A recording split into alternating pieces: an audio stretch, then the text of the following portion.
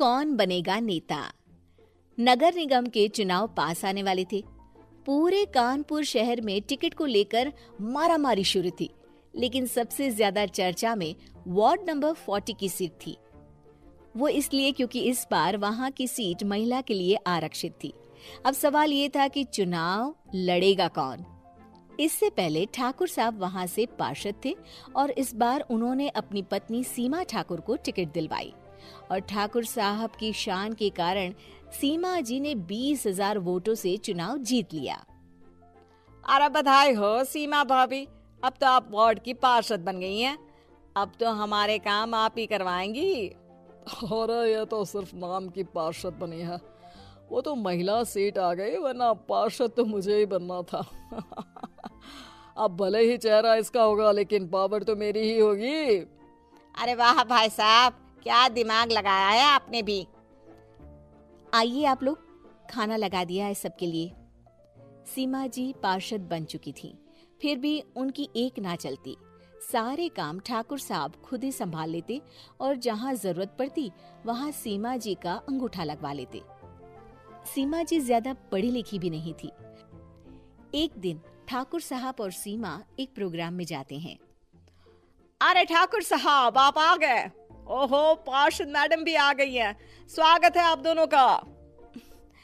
लगता है हमारे पार्षद फंड का सही इस्तेमाल हो रहा है। चलिए अब उद्घाटन करते हैं। ये लीजिए ठाकुर साहब कैची, आप ही सबसे पहले प्रवेश कीजिए। सब लोग आगे निकल जाते हैं और सीमा जी पार्षद होने के बावजूद भी पीछे खड़ी रह जाती हैं।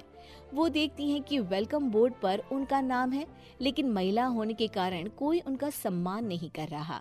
अगले दिन एक आदमी उनके घर आता है। अरे ठाकुर साहब नमस्कार। कल ना हम नोटिस किए कि हमारा घर तो अवैध है और नगर निगम वाले उसे तोड़ने आ रहे हैं। अरे कुछ कीजिए ना ठाकुर साहब।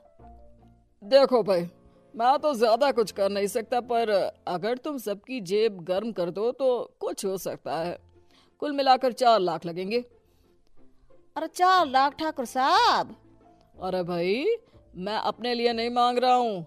दरोगा है, इंजीनियर बाबू है, बड़े साहब है, सबको देना पड़ता है ना थोड़ा थोड़ा। बोलो है मंजूर? तभी वहाँ अचानक सीमा जी आ जाती हैं। अरे ये आप क्या कर रहे हैं? पहले इन्हीं लोगों से तो आपने वोट मांगे, अब इनसे ही पैसे ले रहे हो। अरे चुप रहो तुम, तुम्हारा काम है सिर्फ अंगूठा लगाना, तुम वही किया करो।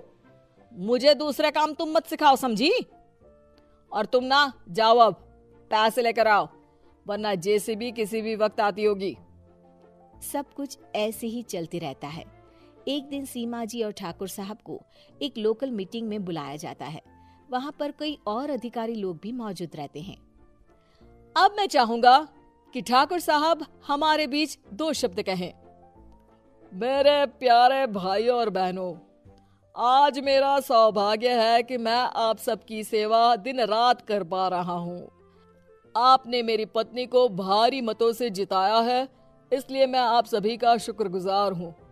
मैं आप सबसे वादा करता हूँ कि हमेशा की तरह हमारे वार्ड में किसी को कोई तकलीफ नहीं आने दूंगा।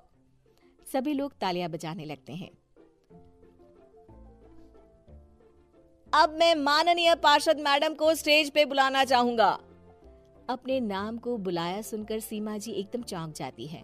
उन्हें बिल्कुल उम्मीद नहीं थी कि इतनी बड़ी जगह उन्हें मंच पर बुलाया जाएगा। जैसे तैसे वो मंच पर चढ़ती हैं। ऊपर जाते ही सीमा जी को सारी पुरानी बातें याद आ जाती हैं कि किस तरह उनके पति उन्हें कभी भी आगे बढ़ने नहीं देते और उनके नाम से गलत काम करते हैं।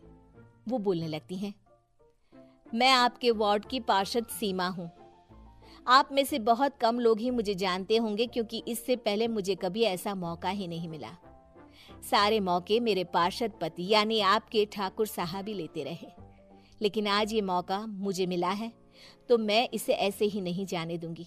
मैं आपको ये बताना चाहती हूँ कि आपके ठाकुर साहब मेरे नाम की आड़ में गैर कानूनी काम करते हैं, जिस पर अंगूठों के निशान मेरे होते थे। इसीलिए मैं अपनी गलती मानती हूँ और आज अपने पद से इस्तीफा देती हूँ, ताकि आगे से कोई गलत काम ना हो पाए। अब फैसला आप सबके हाथ में है कि आप हमें क्या सजा देना चाहते हैं। सीमा जी की बातें सुनकर ठाकुर साहब के चेहरे का रंग उड़ जाता है और वो शर्म से मुंह नीचा करके वहां से चले जाते हैं और पद से इस्तीफा देकर ही सही सीमा जी अपने आप में आत्मविश्वास महसूस करती हैं।